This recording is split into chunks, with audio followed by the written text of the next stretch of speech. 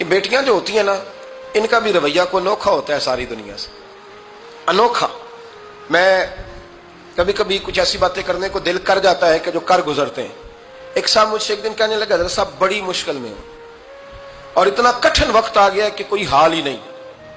میں نے ان سے کہا کہ اپنی اماں سے دعا کراؤ، مسئلہ ٹھیک ہو جائے گا۔ میں نے لگا اماں تو انتقال کر گئی، تو میں نے کہا بہن سے دعا کراؤ۔ کہنے لگا بہن دور رہتی ہے، تو میں نے کہا پھر بیٹی سے کرا لو۔ آپ یقین کریں، اللہ کے گھر میں بیٹھا ہوں، رمضان کا مہینہ مجھے تیسرے دن ملا۔ کہنے لگا حضرت صاحب الحمدللہ اللہ نے میری مشکل آسان کر دی۔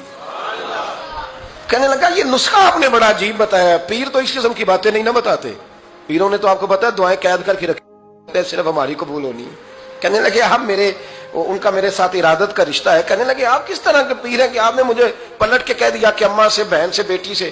تو میں نے کہا اصل بات یہ ہے کہ میں کبھی تھکا بھی ہوتا ہوں، کبھی کسی رنگ میں بھی ہوتا ہوں، اور کئی دفعہ اب تو یہ حال ہو گیا ہے کہ رونا آئے بھی تو روتے نہیں کہ لوگ تماشا نہ سمجھیں۔